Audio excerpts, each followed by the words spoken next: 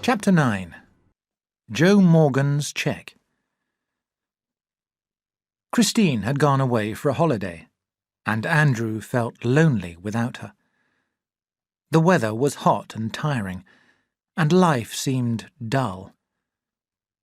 Then one day, Watkins sent a message, asking him to call at his office.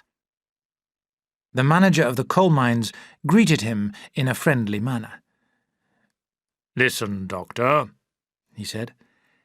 "Emlyn and a number of the miners want me to hire you as one of the company's doctors."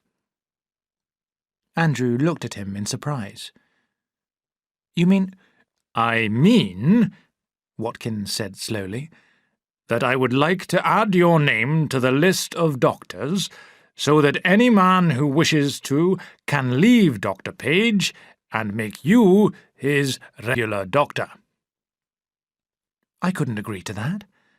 It wouldn't be fair to Dr. Page," Andrew replied. "It wouldn't be honest." Watkins was disappointed. "Think about my suggestion, Doctor," he urged Andrew. "It's no use. I couldn't do it," he said firmly, though sadly.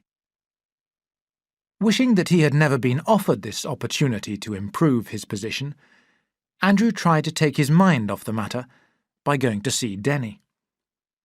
But, to his disappointment, he found that Denny had been drinking and could neither behave nor talk sensibly. Andrew put him to bed and left.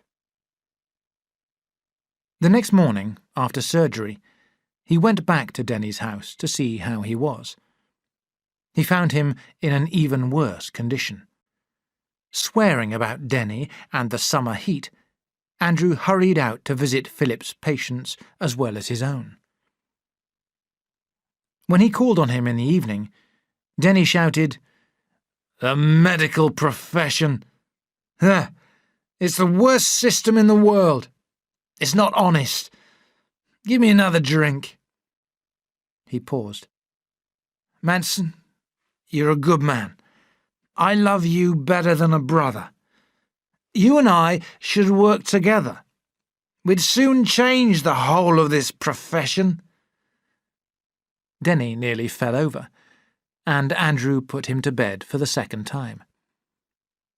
For the rest of that week, he did all Denny's work. Then, on Sunday, Denny was quite well again. "I understand that you've been doing my work for me, Manson," he said in a cold voice. His manner was so cold that Andrew left the house at once in anger. "He behaves as if he has generously allowed me to do his work," Andrew said to himself. But his anger soon left him. He was fond of Philip and respected his honesty and skill as a doctor. When Andrew reached home, Miss Page shouted at him, "Is that you, Doctor? Dr. Manson? I want you!" "What's the matter, Miss Page?" he answered with annoyance. She came up to him. "What? You may well ask. Kindly explain this," she said, holding up Joe Morgan's cheque. Raising his head, Andrew saw Reese standing behind Miss Page. "Yes, you have reason to be surprised," Miss Page continued. "Perhaps you will explain why you paid this money into your bank account instead of into Dr. Page's?" Andrew felt hot with anger. "It's my money. Joe Morgan gave it to me as a present." "A present? It's easy to say that, now that he's abroad." "Write and ask him if you doubt my word." "I do doubt your word. You are trying to take over Dr. Page's practice. This shows the kind of man that you are. You consider only your own interests." Andrew moved towards them, his eyes on Reese. "Miss Page," he said, "unless you take those words back within 2 minutes, I shall bring an action against you in a court of law. And I shall punish your bank manager in a way that he has never been punished before." I only did my duty," the bank manager said weakly. "I'm waiting, Miss Page," Andrew warned her. She realized that she had said too much. I'm sorry." Andrew took a quick, deep breath.